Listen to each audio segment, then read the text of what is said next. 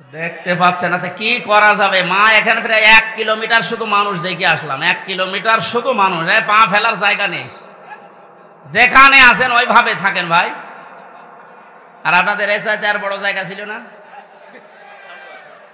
না, কষ্ট হয়ে যাচ্ছে মানুষের। মানুষকে কষ্ট দেওয়া তো ঠিক না। এখন কি করব? এদের যেভাবে আছেন থাকেন, ওইভাবে থাকেন। না, আমি সব বাদ দিয়ে দিলাম। আমি প্রবেশ করছি কোরআনের তাফসিরে। এই জায়গার কি এত জটলার, এত কথা কেন? হ্যাঁ,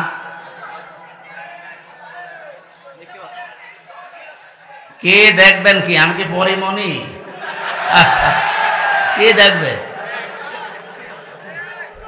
দেখার মতো মানুষ যে ছিল সে তো পালিয়েছে। কি সুন্দর চেহারা দেখেননি? সারা জীবন তো দেখলেন, এখন আবার কি দেখবেন? যাই দেখেছেন এই পর্যন্ত থাকে। কালকে ইন্টারনেট থেকে নামিয়ে দেখবেন, বসেন, কথা বলবেন না। আপনি যাই করেন কথা বলবেন না।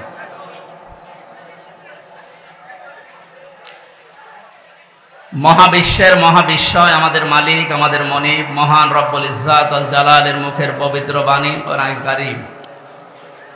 তাফসীরুল কোরআন মাহফিলের স্বনামধন্য সভাপতি, বিশিষ্ট আইনজীবী, আমাদের জেলার কৃতি সন্তান অ্যাডভোকেট মোহাম্মদ তৌহিদুল ইসলাম আলম দামাদ বারকাতুহুমুল আলিয়া, বলেন আমিন। মাহফিলের প্রধান অতিথি, বাংলার কৃতি সন্তান, বীর মুক্তিযোদ্ধা, সাবেক সংসদ সদস্য, কুষ্টিয়া 2 নির্বাহী সদস্য, বাংলাদেশ জাতীয়তাবাদী দল কেন্দ্রীয় কমিটি, এলাকার অভিভাবক জনাব অধ্যাপক শহীদুল ইসলাম, হায়াতে তজ্জেবা সিহাতে কুল্লিয়া কামনা করছি, আল্লাহ যেন দান করে। এতক্ষণ আলোচনা রাখলেন ইসলামিক চিন্তাবিদ হাফেজ মাওলানা মুফতি মইনুল হক আহসানী ঝালকাঠি। আলোচনা রেখেছেন হাফেজ মাওলানা নজরুল ইসলাম, হাফেজ মাওলানা রমিজ ইকবাল।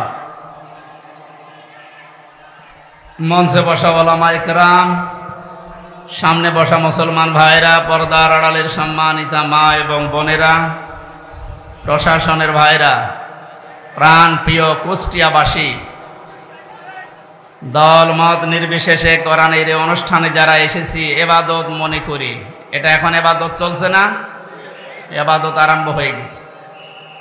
এবাদতে যেভাবে আমরা কথা বলি না, এদিক ওদিকে তাকাই না, হাসাহাসি করি না, গল্প গুজব বন্ধ থাকে, 1 ঘন্টা যদি আপনি কোরআন বোঝার জন্য এবাদত মনে করে বসেন, ঠিক ওইভাবে থাকবেন।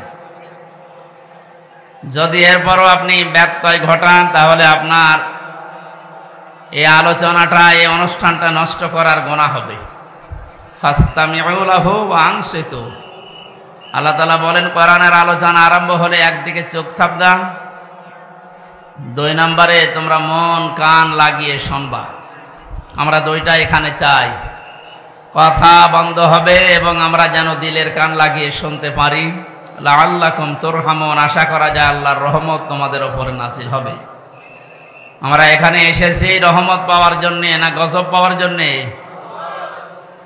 এই জন্য আশা করছি আপনি আমার কথা মেনে নেবেন যে আল্লাহ আমাদেরকে ইবাদতের ভেতরে নিয়ে আসলেন, প্রচন্ড গরমের ভেতরেও। বলেন আলহামদুলিল্লাহ।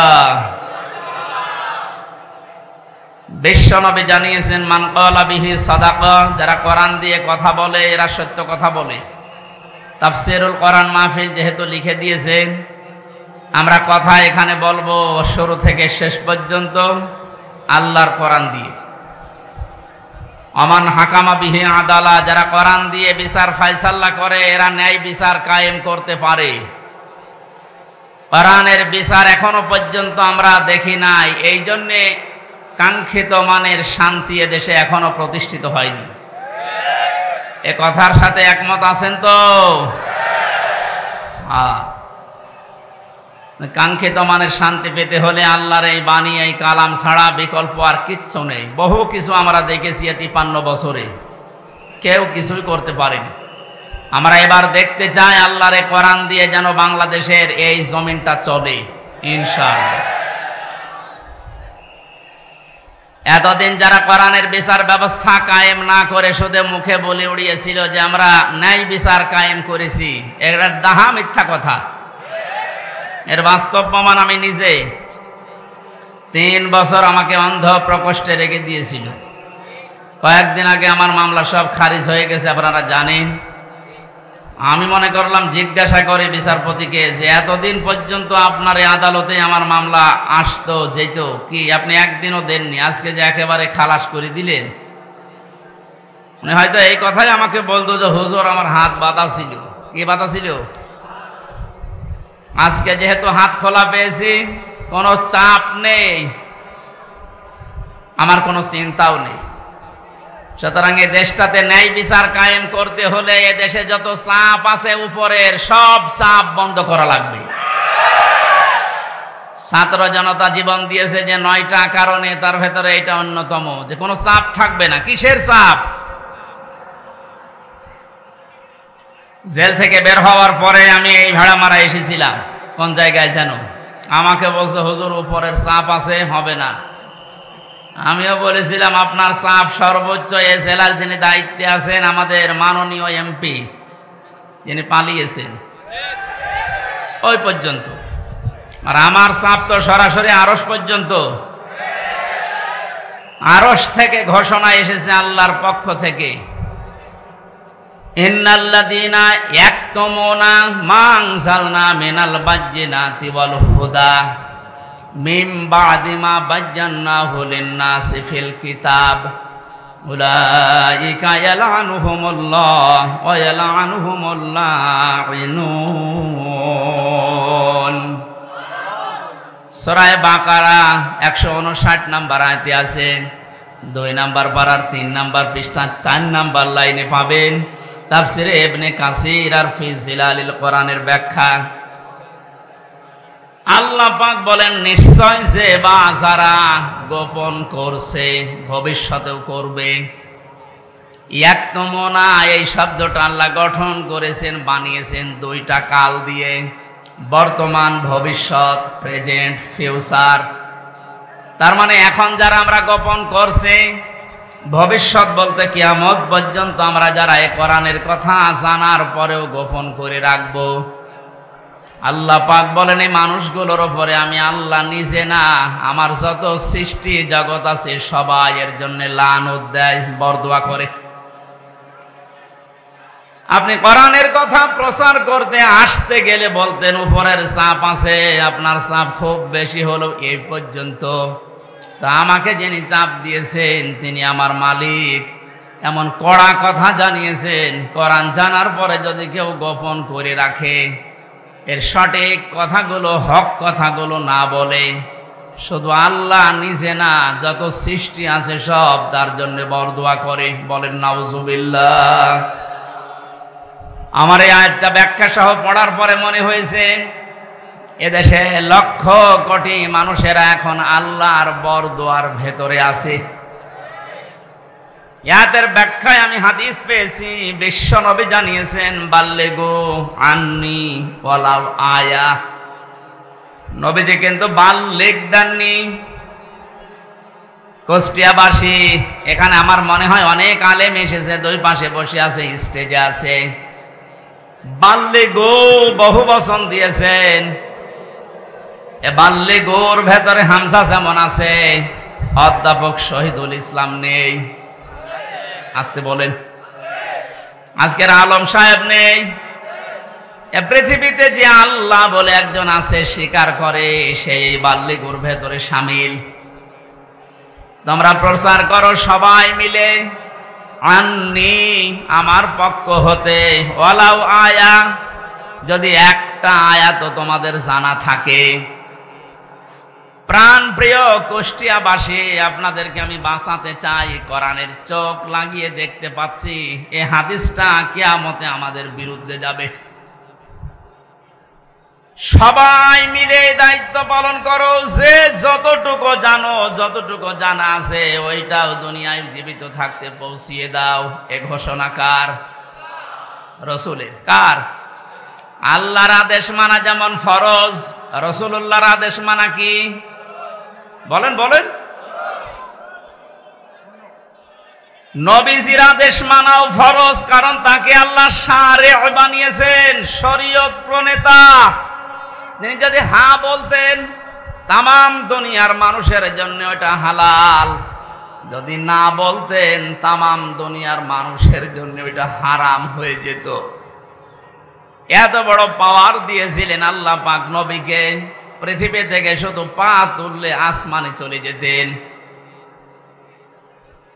নবীজি একবার হাতের আঙ্গুল এভাবে ইশারা দিয়েছিলেন, তার সম্মানে আল্লাহ আকাশের চাঁদ পর্যন্ত 2 টুকরা করে দিয়েছেন। বলেন আলহামদুলিল্লাহ। এত বড় পাওয়ার যে নবীকে দিলেন, তার কথা ছিল সবাই মিলে পৌঁছাবা, কেউ যেন বাকি থাকবা না। একটা আয়াত যদি তোমার জানা থাকে ওইটাও জীবিত থাকতে পৌঁছিয়ে দাও আমার উম্মতদের কাছে।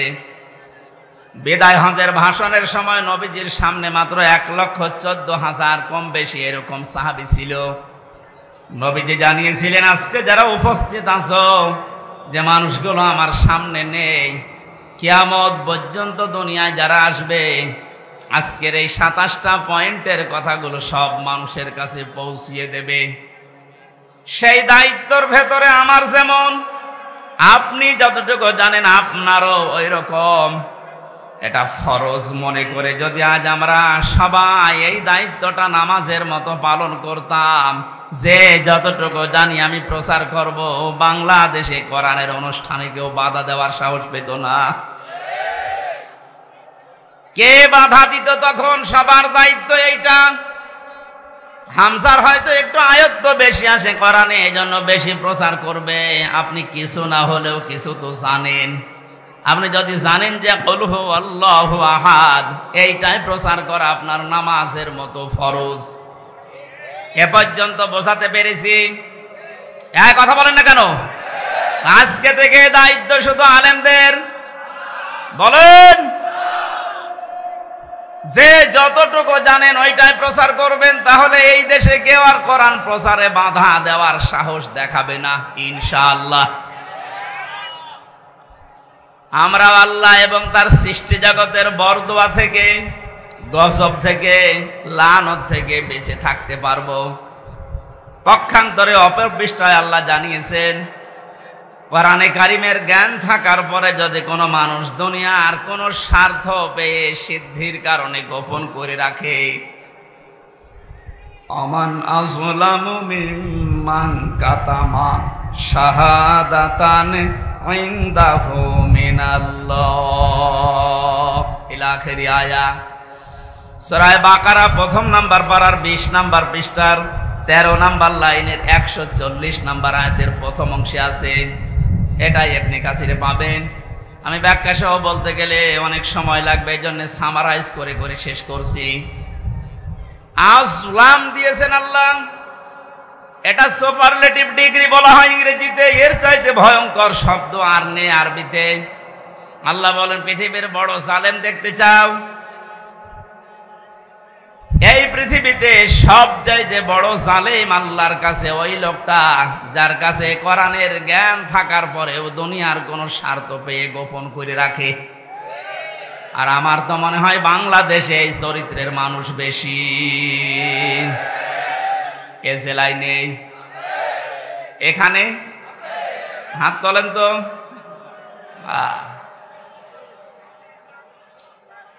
আপনি আল্লাহর ভাষায় বড় জালেম হয়ে উঠবেন কিয়ামতে।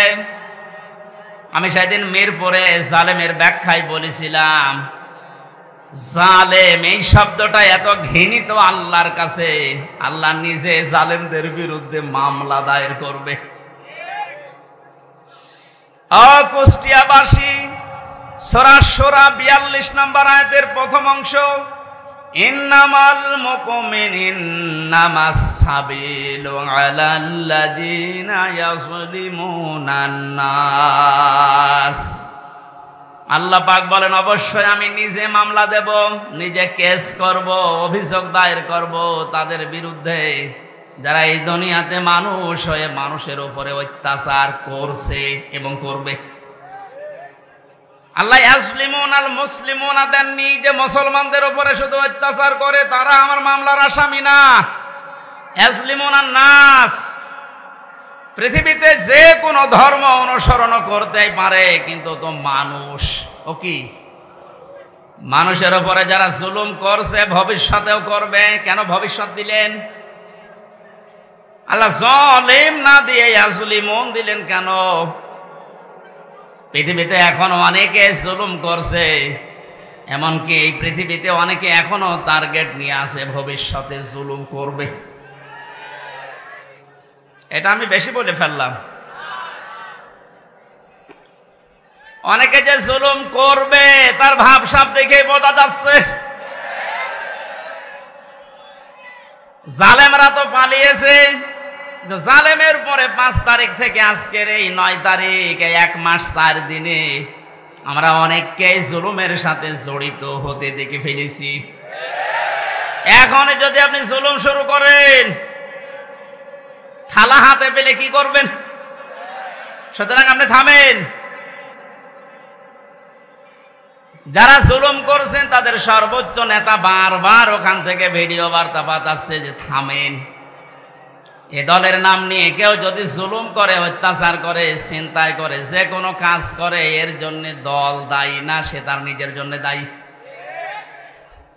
এদেশের মানুষ কন্যা নামে যিনি পরিচিত ছিলেন, আমরা দেখেছিলাম বাতাস একটু ঘুরে গেছে তখন ইনি ভিডিও বার্তা দিয়েছেন ছাত্রলীগ এটা আওয়ামী লীগের কোনো অঙ্গ সংগঠন না। এত আদর মহব্বত দেখতাম, অথচ বাস্তবতায় একটু বাতাস ঘুরেছে।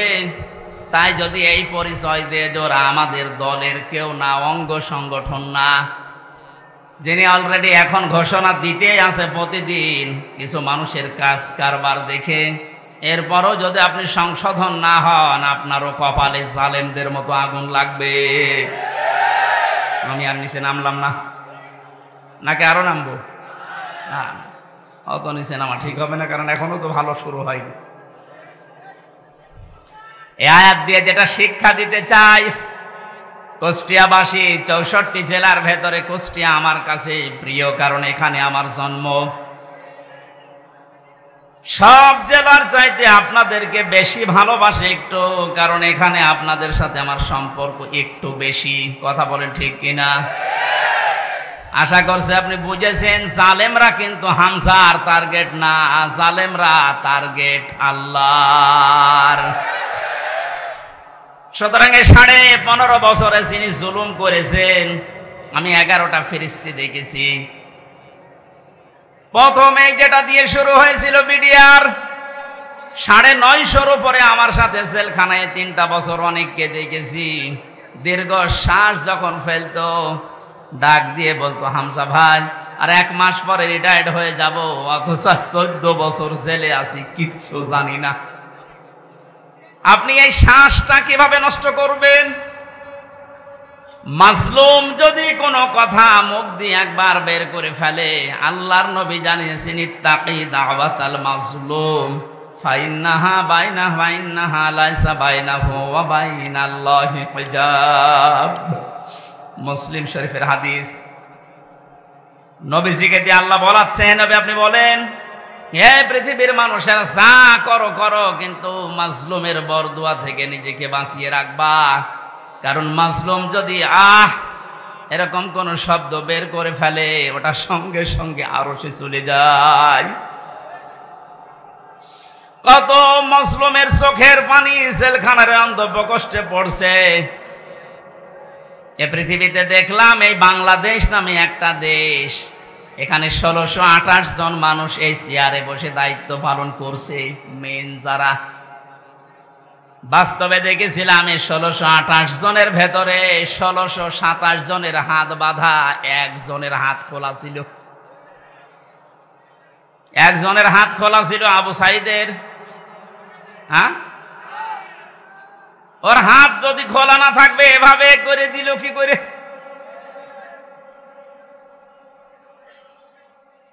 হাইকোর্টের বিচারপতি পর্যন্ত যদি বলে যে না, হামজার মামলা, মামুনুল হকের মামলা হবে না, উপরের নির্দেশ, তোর চেয়ারে বসে থাকার দরকার কি, তুই ভ্যান চালা। আপনি বলেন, একটা হাইকোর্টের বিচারপতি যদি একথা বলতে পারে, বিচার ব্যবস্থা কিভাবে বাধা ছিল আপনি টের পাচ্ছেন? একটা দেশ কত বড় দুর্নীতিগ্রস্ত হয়ে গেলে জাতীয় মসজিদের ইমাম পর্যন্ত পালিয়ে যায়। আর কার নাম বলবেন? জাতীয় মসজিদের ইমামও পালিয়ে গেছে।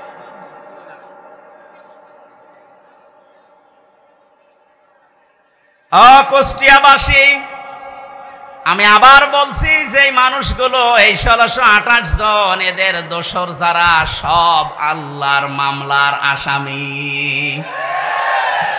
বাদী যত বড় হয় মামলা তত কঠিন হয়।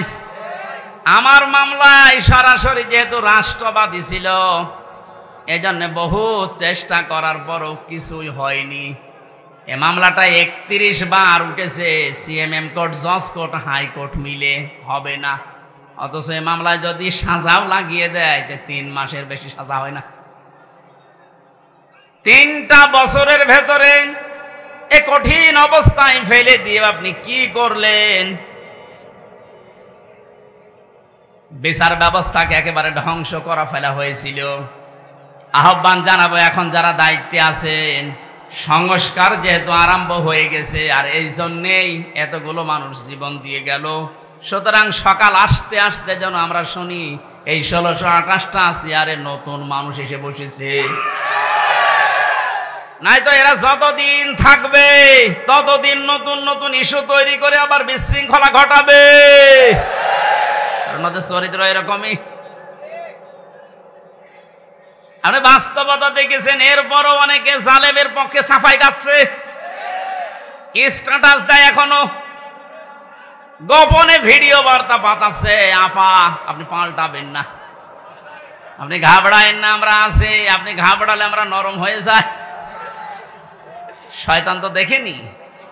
ওই ভিডিওতে যারা দেখলাম, আমার মনে হয় শয়তান যদি আমি দেখতাম তো ওই রকমই হইত। এটা টাটকা নির্ভেজাল শয়তান। তো জানা শোনার পরে জালেমের পক্ষে সাফাই গায়, জালেমকে সাহস দেয়। নবীজি জানিয়েছেন, তিরমিজি শরীফের হাদিস, কেউ যদি জেনে শুনে জালেমকে সাপোর্ট দেয়, তার পক্ষ নেয়, তাকে ভালোবাসে, সহযোগিতা করে, ও নবীর উম্মত থেকে বের হয়ে যায়। সুতরাং আপনি নবীর উম্মত থাকবেন না বের হয়ে যাবেন, এখন সিদ্ধান্ত নিন। যেহেতু জালেমদের প্রতি বরদোয়া, জালেমদের প্রতি মামলা কার? ছোটখাটো জালেম যারা আছেন, এখনই তওবা করে ফিরে আসেন। আমার বংশ, আমার বাড়িতে এই যে এবি থানা, আগে সদর থানায় ছিল, এখন এবি থানা, হালসা না আটাবিরা ফিটা, বংশের 100 জনের 98 জন আওয়ামী লীগ করত। ওরা আমার মনে হয় যে শক্ত আওয়ামী লীগ। ওরা বঙ্গবন্ধুকে মনে করতো সেকেন্ড নবী। 5 তারিখের পরে বিকাল আসতে আসতে আমার কল দিয়ে বলছে, বাবাজি আমরা সব পাল্টিয়ে গেছি। পাল্টিয়ে গেছে মানে এখন আমরা সব জামাত ইসলামী করি। কিসের জামাত? আপনি যা করেছেন এই 15.5 বছর আগে, ওটা শোধ হবে, এরপরে জামাত ইসলাম।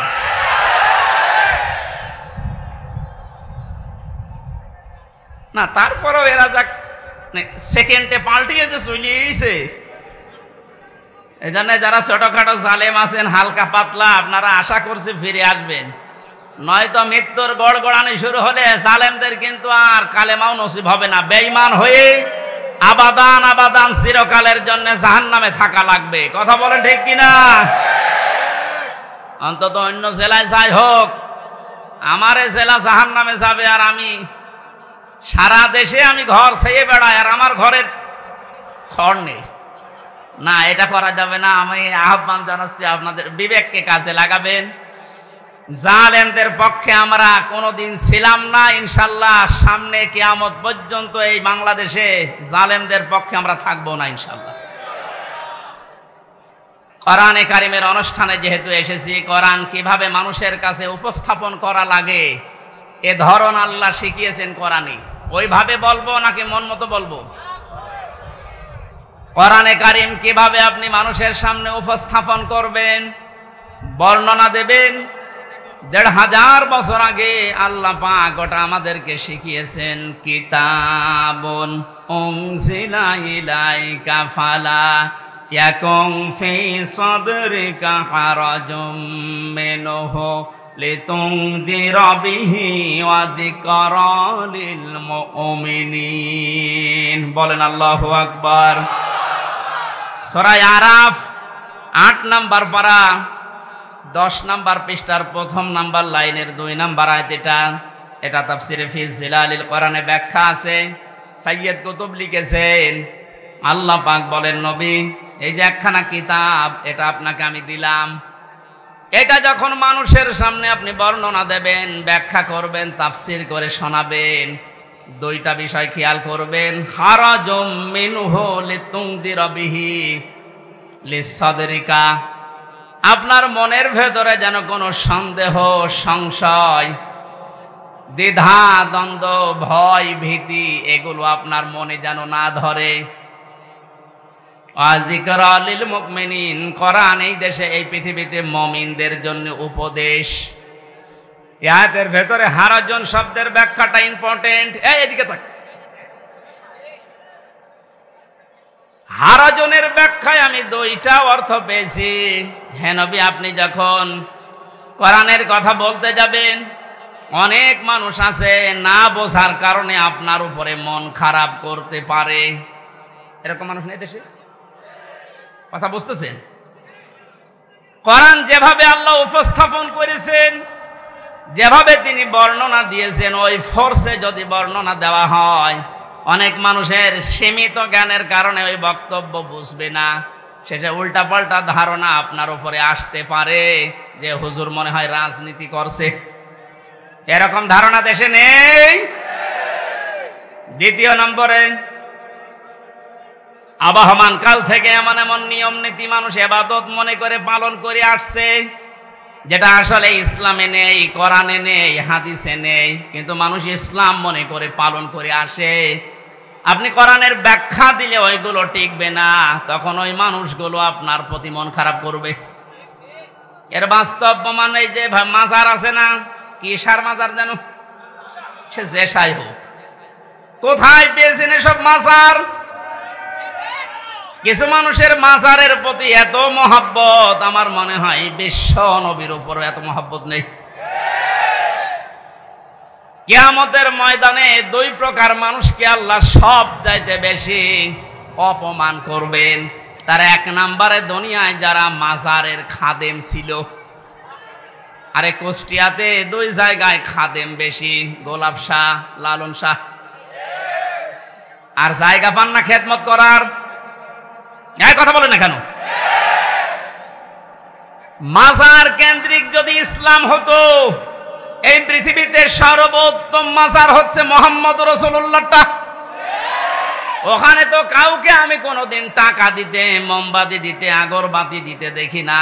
কোন কারণে আপনি এখানে এই সমস্ত কাজ কারবার করেন?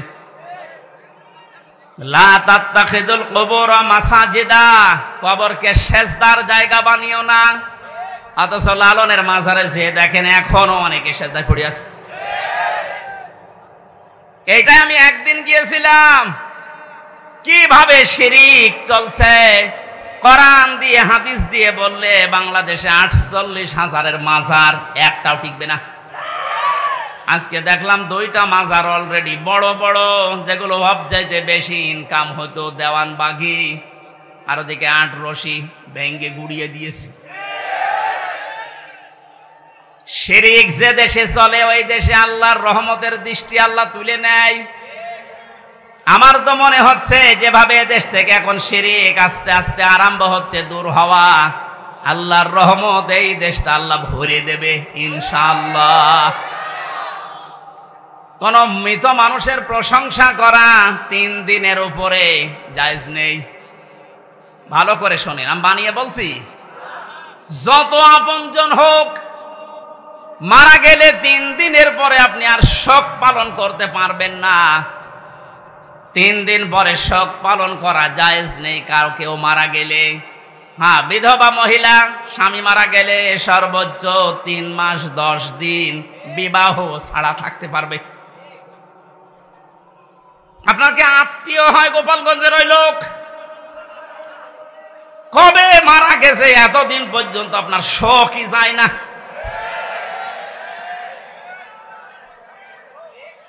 আপনাকে রাগ হয়ে গেল? তাহলে হাদিস কেটে বাদ দিয়ে দিন। আমি তো গোপন করলে আমার সমস্যা হবে, কিয়ামতে আমার জিহ্বা কেটে দেবে। কথা বলুন। আমি আপনাকে বাঁচাতে চাচ্ছি, যেহেতু ইবাদত একদিন 2 দিন 5 দিন না।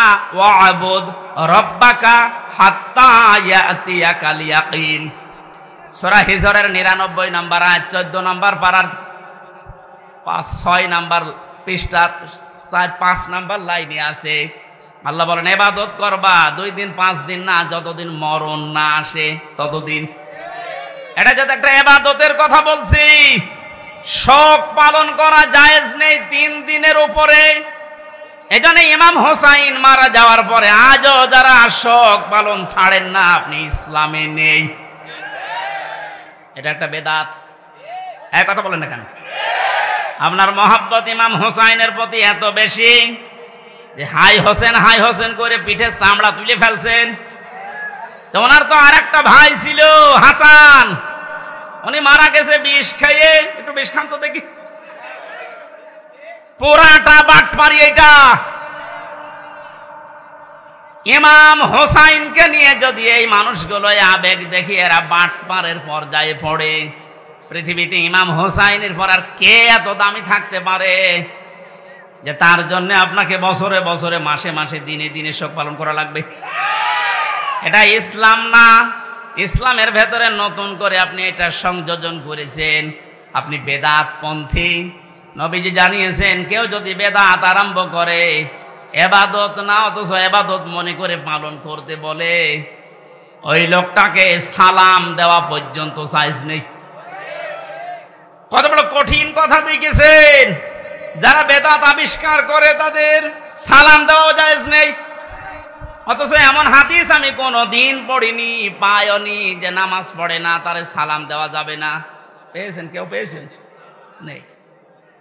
রোজা রাখে না তারে সালাম দেওয়া যাবে না, আমি পাইনি। কিন্তু ইসলামের ভেতরে নতুন করে কিছু ঢুকিয়ে কেউ যদি ওইটা ইসলাম মনে করে পালন করে, তারে সালাম দেওয়া জায়েজ নেই। আর এগুলো সব বেশি হয় এই 48,000 দরবারে। এই জন্য শিরিক যখন এই দেশ থেকে বিদায় নিচ্ছে, আল্লাহ রাব্বুল আলামিনের রহমত এ দেশে বৃষ্টির মতো নাজিল হবে ইনশাআল্লাহ। তাই বলে আবার বৃষ্টি শুরু হয়ে গেল নাকি? কি সমস্যাটা বলবেন? দেখতে পাচ্ছে না, কি করা যাবে? মা এখানে প্রায় 1 কিলোমিটার শুধু মানুষ দেখে আসলাম। 1 কিলোমিটার শুধু মানুষ, পা ফেলার জায়গা নেই। যেখানে আছেন ওইভাবে থাকেন ভাই। আর আপনাদের এই চাইতে আর বড় জায়গা ছিল না? না, কষ্ট হয়ে যাচ্ছে মানুষের। মানুষকে কষ্ট দেওয়া তো ঠিক না। এখন কি করব? এদের যেভাবে আছেন থাকেন, ওইভাবে থাকেন। না, আমি সব বাদ দিয়ে দিলাম। আমি প্রবেশ করছি কোরআনের তাফসিরে। সূরা মুলক থেকে মাত্র 2টা আয়াত পড়েছি। যেহেতু তাফসিরুল কোরআন মাহফিল লিখে দিয়েছেন, এর হক আদায় করা দরকার। আমরা তাফসির আকারে আরম্ভ করছি ইনশাআল্লাহ। জবান খুলে কোরআনের এই সোনালী আয়াত এবার পড়েন। আউযু বিল্লাহি মিনাশ শাইতানির রাজিম। বিসমিল্লাহির রহমানির রহিম। তাবারাকাল্লাযী বিয়াদিহিল মুলকু ওয়া হুয়া আলা কুল্লি শাইইন কাদির। সূরা মুলক কোন সূরা? মুলক শব্দের শাব্দিক অর্থ রাজত্ব। মুলক মানে কি? আল্লাহ রাব্বুল আলামিন সূরা মুলক নাযিল করে 30টা আয়াত দিয়েছেন, 3টা রুকু দিয়েছেন। এর প্রথম 2টা আয়াতে আল্লাহ নিজের পরিচয় তুলে ধরছেন, নিজের বড়ত্ব, মহত্ব, আমিত্ব। কারণ আল্লাহ পাক নিজের বড়ত্ব তুলে ধরতে পারে, তাছাড়া দুনিয়ার কোন সৃষ্টি তার নিজের বড়ত্বের পরিচয় তুলে ধরতে পারে না। এই গুণটা শুধুমাত্র আল্লাহর। কারণ অহংকার করা, বড়ত্ব করা এটা আল্লাহর চাদর, ইজার। কেউ যদি অহংকার করে, বড়ত্ব দেখায়, সে যেন আল্লাহর চাদর নিয়ে টানাটানি করে। হাদিসে কুদুসি, পৃথিবীর কোন সৃষ্টি যদি আল্লাহর চাদর নিয়ে টান দেয়, আল্লাহ তাকে জমিনে আছাড় দিয়ে অপমান করে। এর বাস্তব প্রমাণ এই 5 তারিখের আগে জালেমরা ধরাকে সারা জ্ঞান করে এমন কোন বিষয় নেই, বিভাগ নেই যেখানে ওরা অহংকার আর তাকাব্বুরি, বড়ত্ব দেখায়নি। আল্লাহ পাক ধরেছেন এমন কায়দায়, ওয়ালাহুম আযাবুম মুহিন। আল্লাহ বলেন জালেমদেরকে যখন আমি ধরি, এই মানুষগুলোকে অপমানজনক শাস্তির একেবারে নিম্নে পৌঁছিয়ে দেই। কত বড় অপমান আল্লাহ করেছে এই কালামানিককে, ওর বিসি পর্যন্ত উড়ে গেছে। আর কি দেখাবে আল্লাহ? যেদিন ওর বিসি উড়ে যায় সেই দিন আমি শুকরিয়া আদায় করেছি, মাবুদ এই লোকটা বিচার ব্যবস্থায় থাকতে যত অবিচার করেছে, ও তো মানুষ ছিল না, একটা টাটকা জানোয়ার ছিল। ওর কারণে যত মানুষ বিনা কারণে দুনিয়া থেকে বিদায় নিয়েছে, মরণের আগে ওই রকম কঠিন শাস্তি ওরে তুমি দিও। একটা দিন যাচ্ছে ওর শাস্তির মাত্রা বাড়ছে। এখন হাসপাতালের বেডে দেখেন পড়ে আছে, বেশি যেহেতু নেই, বাকি জিনিসগুলোর অবস্থাও মনে হয় নড়বড়ে। কথা বলে না কেন? জালেমদেরকে আল্লাহ এভাবে ধরে, মরতে দেরি হবে জালেমদের। কোরআনে কারীম জানাচ্ছে, লাহুম মিন জাহান্নামা মিহাদু ওয়া মিন ফাওকিহিম গাওয়াশ ওয়া কাযালিকা নাজিজিজ জালিমিন। সূরা আরাফের 41 নম্বর আয়াত। আল্লাহ পাক বলেন এই মানুষগুলোকে, হে নবী আপনি যখনই কবরে রাখবেন এই জালেমদের, ওদের কবরের উপরে আমি আল্লাহ জাহান্নামের আগুনের পোশাক দিয়ে দেব, বিছানাটাও হয়ে যাবে জাহান্নামের আগুনের। কারণ এইভাবে করে আমি জালেমদেরকে একটার পরে একটা শাস্তি দিতে থাকি। এই জন্যে আল্লাহর যে বিষয়টা সাজে, বড়ত্ব করা, অহংকার করা, এটা যেন কিয়ামতের আগে কেউ করবেন না। তাহলে আষাঢ় দেবে কে? আরো জোরে বলেন কে? আল্লাহ আষাঢ় দিতে পারে না? পারে না? বলেন। আরো দেখবেন কি আষাঢ় দেবে আপনাকে। আর 5 তারিখের আগেও আপনার যে দাপট ছিল, 5 তারিখে বিকাল 5টা বাজতে বাজতে আল্লাহ একেবারে মাটির সাথে মিশিয়ে দিয়েছে। ওনার বাড়ি দেখতে গিয়েছিলাম, সে দেখি ইট খুলে খুলে নিয়ে মানুষ চলে যাচ্ছে। ওর পরের দিন 6 তারিখে আমার অনুষ্ঠান ছিল ঝিনাইদহ। শুনলাম ওখানে এক জালেমকে উলঙ্গ করে পিটিয়ে মেরে টাঙিয়ে রেখেছে। একটা মানুষের উপরে কত ঘৃণা জন্মালে লাশ পর্যন্ত পিটিয়ে টাঙিয়ে রাখতে পারে বলেন তো? এখানে এমন কোন জীবন যেন আমরা গঠন না করি যে পৃথিবীর কেউ কোনো আফসোস করে না আমি মারা গেলে। ফামা বাকাত আলাইহিমুস সামাউ ওয়াল আরদু ওয়া মা কানু মুনজারিন। এই পৃথিবীতে এমনও মানুষ বিদায় নেয়, তার জন্য আকাশও কাঁদে না, জমিনও কাঁদে না, ইন্না লিল্লাহ কেউ পড়ে না। আমাদের জীবন আমরা এভাবে তৈরি করব না। আল্লাহ এই জন্য বড়ত্বের কথা দিয়ে আরম্ভ করলেন, তাবারাকাল্লাযী বিয়াদিহিল মুলক। আল্লাহ বলেন বড়ত্ব বরকতময়, সম্পদশালী, শক্তিশালী, সব কিছু আমি আল্লাহর কুদরতি হাতের ভেতরে। ওয়া আলা কুল্লি শাইইন কাদির, সব কিছুর উপরে একচ্ছত্র ক্ষমতা আমি আল্লাহর, আর কারণে এ বিশ্বাসটা যার ভেতরে যত বেশি জন্ম নেবে সে তত বেশি বিনয়ী হবে। আর এই বিশ্বাস যার ভেতরে যত বেশি কম থাকবে ওই মানুষগুলো তত উগ্র হবে। কথা বলেন ঠিক কিনা? আল্লাহ আমাদের এই বিশ্বাসটা যেন হযরত ওমরের মতো ভরপুর করে দেন, বলেন আমিন। তাবারাকা শব্দটা দিয়ে আল্লাহ আরম্ভ করলেন কেন? মানুষ যে সমস্ত বিষয়ে আল্লাহকে দোষ দিতে পারে, সমস্ত দুর্বলতা, অক্ষমতা, দোষ, যত রকমের আয়েব আছে, সব থেকে আমার আল্লাহ নিজে মুক্ত, পবিত্র। এজন্য তাবারাকা দিয়ে তিনি আরম্ভ করেছেন আয়াতটা। আল্লাহ নিজের পরিচয়, বড়ত্বের কথাগুলো মানুষকে শোনাচ্ছিলেন। হঠাৎ করে আলোচনার ধরন পাল্টিয়ে ফেলেছেন। এবার আল্লাহ আরম্ভ করলেন মানুষের জীবন সংক্রান্ত বিষয় নিয়ে। আল্লাযী খালাকাল মাউতা ওয়াল হায়াতা লিয়াবলুয়াকুম আইয়ুকুম আহসানু আমালা ওয়া হুয়াল আজিজুল গফুর। রব্বুল আলামিন বলেন, তিনি সে আল্লাহ এতক্ষণ যার বড়ত্বের, মহত্বের, বিশালত্বের কথা শুনছিলে, যেটা বলে কোনোদিন কিয়ামতের আগে আর শেষ করা যাবে না। এত বড় আল্লাহ, সব দিকে তার ক্ষমতা আছে, চলছে, চলবে ইলা ইয়াউমিল কিয়ামাহ, কিয়ামত পর্যন্ত। এবার আল্লাহ আস্তে করে আলোচনার ধরন পাল্টিয়ে তিনি বললেন, তিনি সে আল্লাহ যিনি তোমাদের মউত আর হায়াত বানিয়েছেন, যেন তিনি পরীক্ষা করতে পারেন তোমাদেরকে, তোমাদের ভেতরে কে সবচাইতে বেশি ভালো কাজ করে তার কাছে যেতে পারে। ওয়াল আজিজুল গফুর, তিনি হচ্ছেন আজিজ এবং গফুর। এই ছিল বাংলা অর্থ। এবার আসেন আমরা ব্যাখ্যার দিকে যাচ্ছি। আল্লাহ বানিয়েছেন সর্বপ্রথম মানুষের মউত, তারপরে হায়াত। আল্লাহ হায়াত না বলে আগে মউতের কথা কেন দিলেন? মুফাসসির লিখেছেন তাফসিরে, মানুষকে আল্লাহ এটা স্মরণ করাতে চেয়েছেন, পৃথিবীর মানুষেরা তুমি যত উপরে ওঠো না কেন, এ কথা সব সময় মনে করবা, স্মরণ রাখবা যে তোমার মরা লাগবে। এজন্য আল্লাযী খালাকাল মাউতা দিয়েছেন। 2 নম্বরে ওয়াল হায়াতা, তোমাদের হায়াত আমি আল্লাহ বানিয়েছি। তাফসিরে মুফাসসির দিয়েছেন হায়াত প্রধানত 5 প্রকার। কয় প্রকার?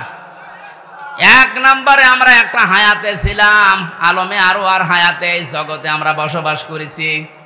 ওখান থেকে আল্লাহ আমাদেরকে পাঠিয়েছেন আলমে বুতুন, মায়ের পেটের জগতে। এরপরে আমাদেরকে এখানে দিয়েছেন আলমে দুনিয়া, এই পৃথিবীর জগতে। এরপরে আরেকটা জায়গায় নিয়ে যাবেন আলমে বারজাখ, কবরের জগতে। এরপরে সর্বশেষ একটা জগৎ আরম্ভ হচ্ছে, শুরু হবে, শেষ হবে না, আলমে আখিরাত। তাহলে মওত আল্লাহ আগে দিয়েছেন স্মরণ করাতে, যে বান্দা যাই করো মরা লাগবে। হায়াত আল্লাহ 5 প্রকার বানিয়ে 2টা আমাদের থেকে বিদায় নিয়েছে, সামনে 2টা আছে, আমরা মাঝখানেরটায় আছি। এখান থেকে বোঝা যায় সামনে পেছনে যেহেতু 2টা চলে গেছে, সামনের 2টা হায়াত আমাদের কাছে মাস্ট বি, বারজাখ আর আখিরাত আসবেই। কথা বলেন ঠিক কিনা? যেহেতু মাঝেরটায় আছে, এ জগতের কাজ হচ্ছে লিয়াবলুয়াকুম, তিনি তোমাদেরকে পরীক্ষা করতে চান। আইয়ুকুম আহসানু আমালা, তোমাদের ভেতরে সবচেয়ে বেশি ভালো কাজ করে কে আসতে পারে। কুষ্টিয়াবাসী খুব খেয়াল করেন আল্লাহর এই কথাকে। তিনি কিন্তু বেশি বেশি কাজ চাননি, তিনি চেয়েছিলেন ভালো কাজ। কি কাজ? কুষ্টিয়াবাসী একটু খেয়াল করেন তো, তাফসির মাহফিলে তাফসির শোনার জন্য মন দিয়ে যারা বসে আছেন, 2টা জগৎ চলে গেছে অলরেডি, আর একটা জগৎ 2টার সামনে আছে।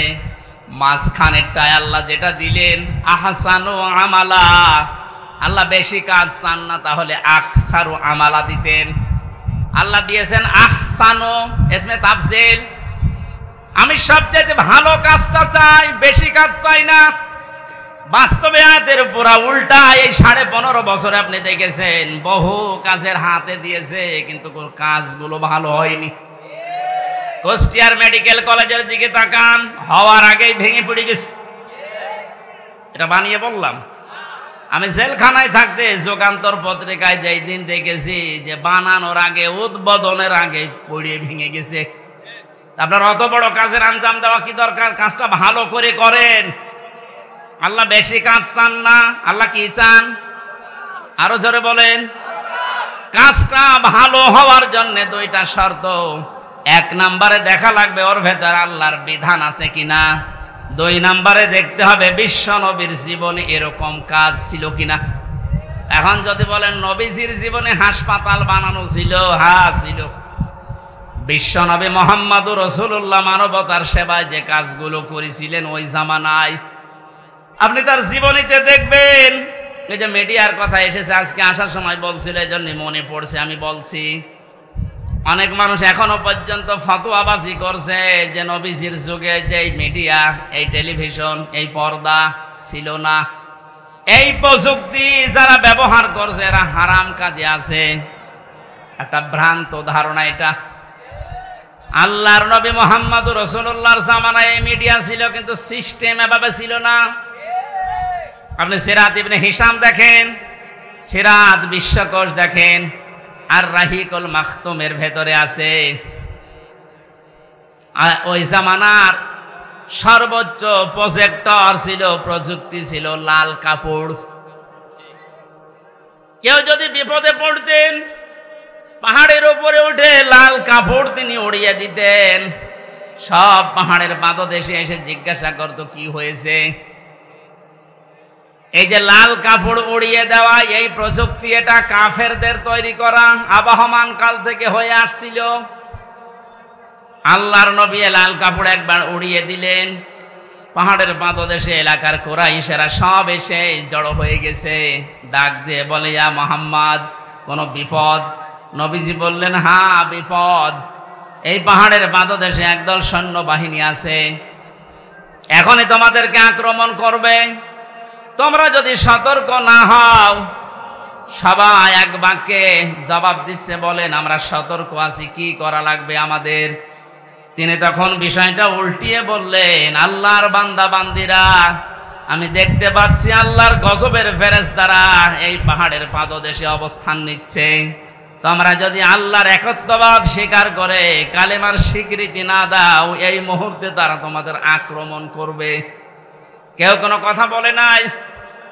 নবীজির আপন চাচা আবু লাহাব সামনে একটা পাথর ছিল, ওটা হাত দিয়ে তুলে নবীজির দিকে যখন নিক্ষেপ করেছিল, ওর মুখ দিয়ে বের হয়েছিল, তাব্বা আলাকা আলিহাদা জামাতানা ইয়া মুহাম্মদ। হে মোহাম্মদ, তুই এই কথা বলার জন্য আমাদেরকে এক জায়গায় করলি, তুই ধ্বংস হয়ে যা। বলেন নাউজুবিল্লাহ। এই যে ঘটনাটা 2-1 মিনিটে বললাম, আমি কি শিক্ষা পেলাম এখান থেকে? এই যে লাল কাপড় উড়িয়ে দেওয়া, এটা কাফেরদের তৈরি প্রযুক্তি। কথা বলেন না কেন? নবীজি যে এটা ব্যবহার করেছিলাম ইসলাম প্রচার করার জন্য না ইসলাম ধ্বংস করার জন্য?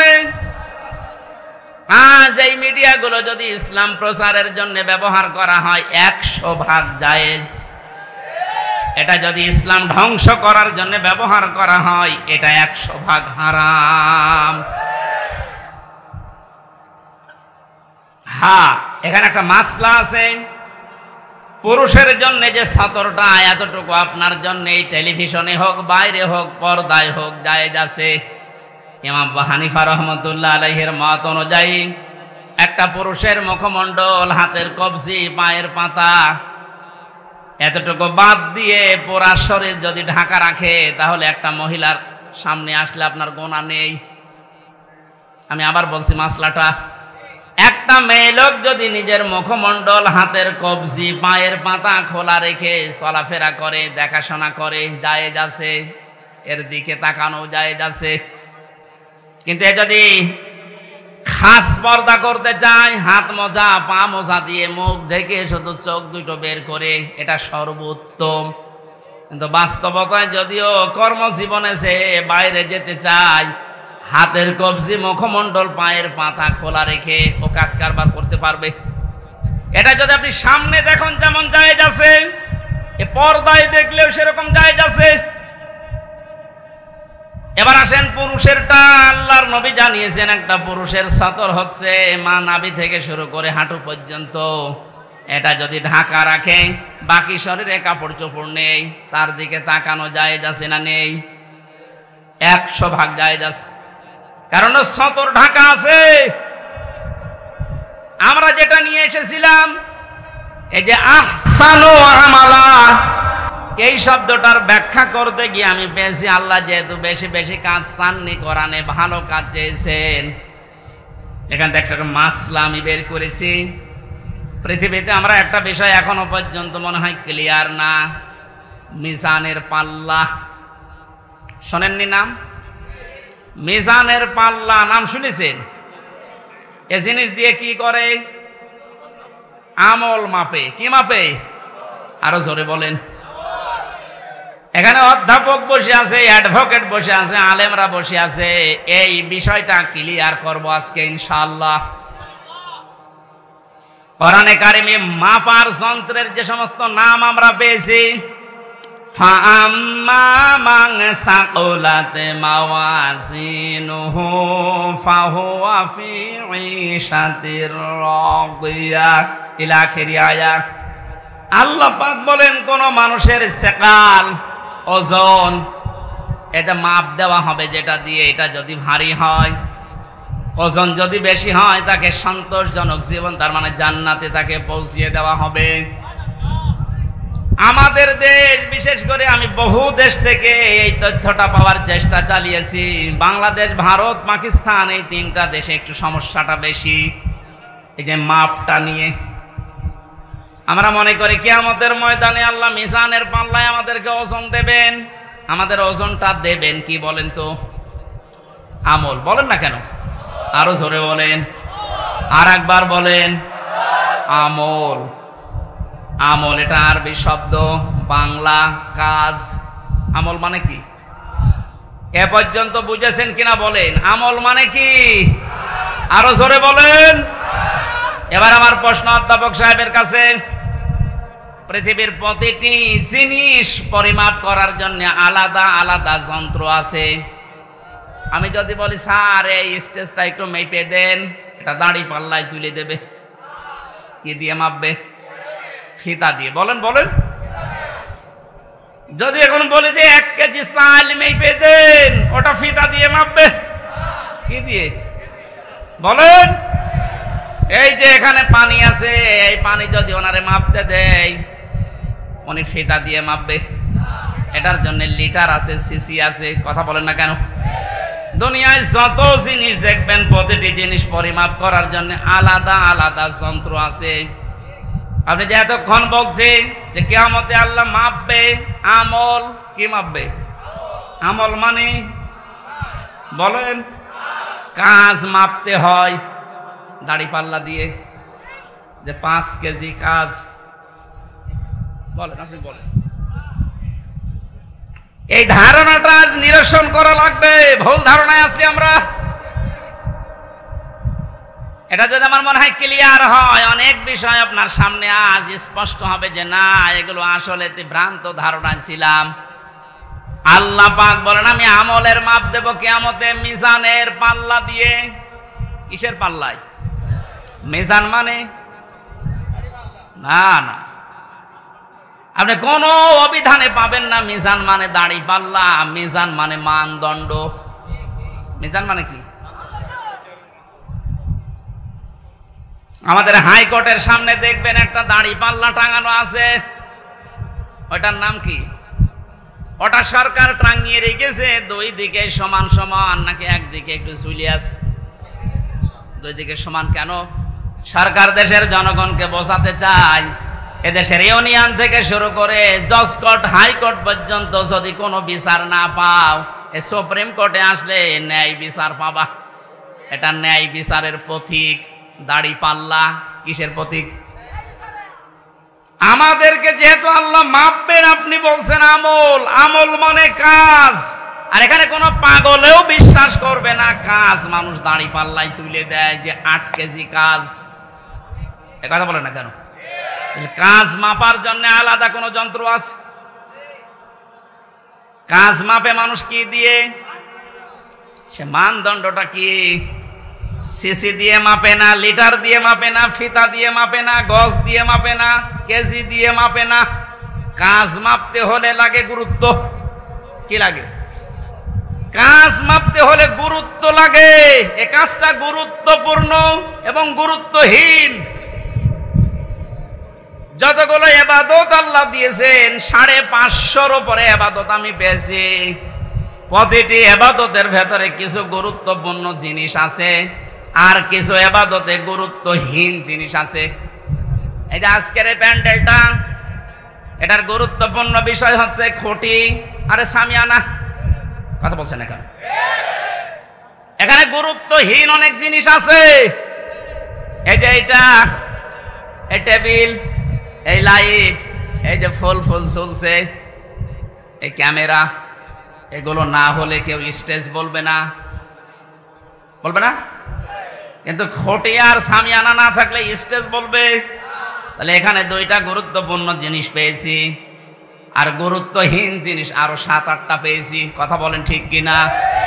আল্লাহ পাক কোরআনে কারিমে যেগুলো গুরুত্বপূর্ণ দিয়েছেন, ওগুলোর একটাও যদি আপনি না মানেন, বিশ্বাস না করেন, গুরুত্বহীন যত কাজ করেছেন ওগুলো যদি দুনিয়া ভর্তি করা হয়, দাড়ি পাল্লা, মানদণ্ড, গুরুত্ব যাই ওজন করেন, সব শূন্য,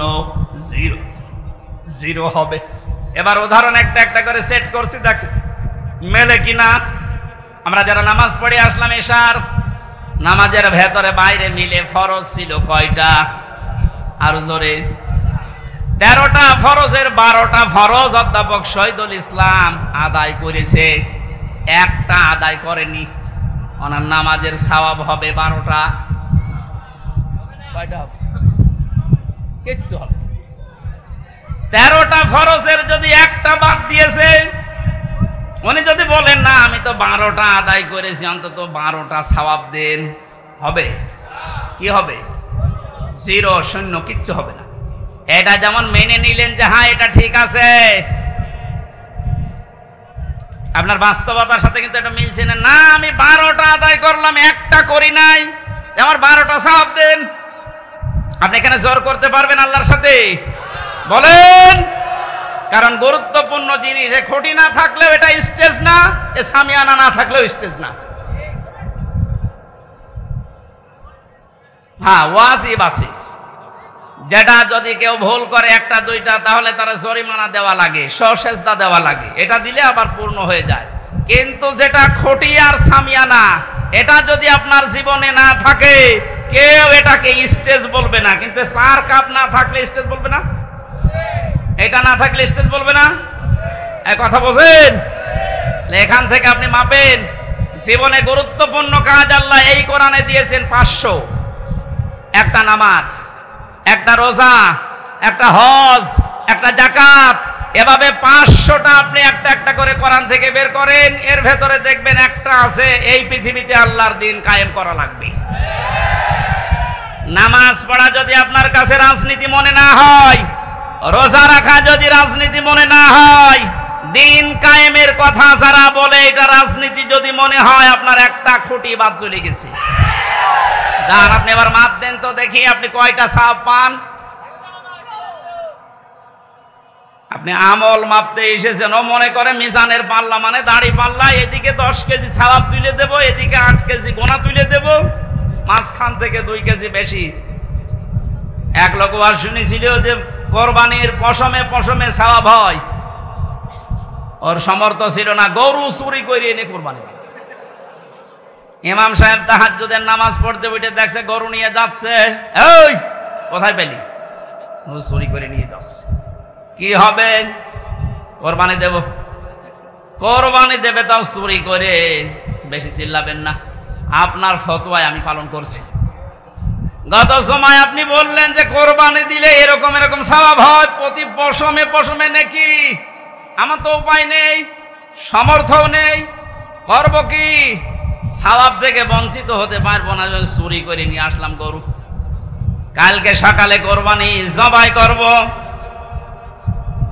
চুরি করলে গোনা হয় আমিও জানি, এই যে কোরবানি দেব সওয়াব হবে, পশমে পশমে নাকি হবে। সওয়াব আর গোনা যদি কাটাকাটি হয়ে যায়, মাঝখানে গোশত খাবো ফাও। বাংলাদেশে অনেক মানুষের চিন্তা চেতনা এখন এইরকম। 500টা ফরজ বিধান আমল, এর 499টা করে, আর একটা কথা শুনলে তখন জঙ্গি, জিহাদ, রাজাকার, উল্টাপাল্টা নাম দেয়।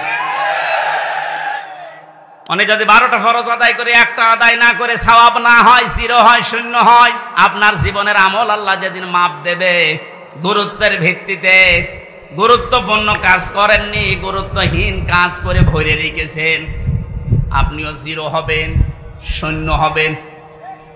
আল্লাহ ভালো কাজ দেখতে চেয়েছেন, আর ভালো কাজ এই 500-র উপরে দুনিয়ায় আর নেই।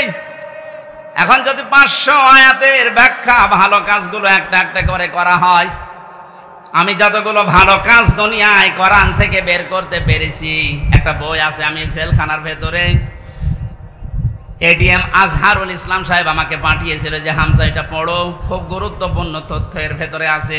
সৌদি আরবের লেখক একজন, প্রোডাক্টিভ মুসলিম। এ বইটার ভেতরে ইংরেজিতে করা, আরবিতে করা ভার্সন দেওয়া আছে। পড়াটা পড়ে এই 3 বছরের ভেতরে মনে হয় 7-8 বার আমি শেষ করেছি। এখান থেকে যে তথ্যগুলো পেয়েছি তার অন্যতম এইটা, কোন মানুষ যদি ভালো কাজ করতে চায়, কোরআনের উপরে দুনিয়ায় কোনো ভালো কাজ, আরো জোরে বলেন, আমানা আমিলা বিহি উজিরা, যারা কোরআন দিয়ে কাজ করবে এদের কাজের পুরস্কার আল্লাহ নিজে দেবেন। জোরে বলেন আল্লাহু আকবার। তাহলে নামাজ যেমন কোরআনে আছে, রোজা আছে, হজ আছে, যাকাত আছে, এই কোরআনে কারিমে আল্লাহর দিন কায়েমের কথাও আছে। এ কাজ যদি কেউ দুনিয়ার কাজ মনে করে ছেড়ে দেয়, আল্লাহ আহসান ওয়া আমালার ব্যাখ্যায় আব্দুল্লাহ ইবনে মাসউদ, আব্দুল্লাহ ইবনে আব্বাস, রাইসুল মুফাসসিরিন বলা হয় যাদেরকে, এই মানুষগুলো ব্যাখ্যায় লিখেছেন, আমরা যেমন বুঝেছি ভালো কাজ, আমাদের চাইতে কোরআনে কারিম থেকে ভালো কাজ বেশি বুঝেছিল সাহাবীরা। কথা বলেন না কেন? হযরতে মুআজ মুআজ্জিজের দিকে তাকিয়েছেন, মাত্র 11 বছর 13 বছর, তারা কিন্তু আহসান ওয়া আমালা বুঝেছিল যে ভালো কাজ কোনটা। আমরা মনে করি ভালো কাজ মানে জিকির করা, ভালো কাজ মানে দরবারে যাওয়া, ভালো কাজ মানে জুব্বা গায়ে দেওয়া, পাগড়ি মাথায় দেওয়া, দস্তরখানা বিছিয়ে খাবার খাওয়া, হ্যাঁ ভালো কাজ। কিন্তু সব চাইতে ভালো কাজ আল্লাহর কাছে কোনটা, এটা আমাদের চাইতে ভালো বুঝেছিল সাহাবীরা। এই বলেন না কেন? বলেন, আরেকবার বলুন। তাকান তাদের দিকে, কি বুঝেছিল তারা?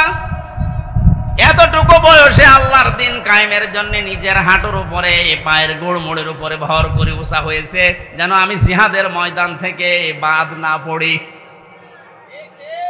আল্লাহর দিন কায়েমের জন্য এত চেষ্টা চালিয়েছে যে এইটাই ভালো কাজ। আর আমরা এখান থেকে যত পিছোতে পারি, ফাঁকি দিতে পারি, তত নিজেকে ধন্য মনে করছি। আহুয়াল আজিজুল গফুর। আল্লাহ বলেন এই কাজ করলে 2টা নাম আমি ব্যবহার করলাম। তাহলে আমার আলোচনার বিষয় হচ্ছে পৃথিবীর যত ভালো কাজ আছে সব চাইতে আল্লাহর নিকটে ভালো কাজ হচ্ছে আল্লাহর জমিনে আল্লাহর এই বিধান পালন করা। কথা বলেন না কেন? এটা যতদিন পর্যন্ত রাষ্ট্রীয়ভাবে কায়েম করতে না পারবেন, ইচ্ছা করলেও আপনি ভালো কাজ করতে পারবেন না।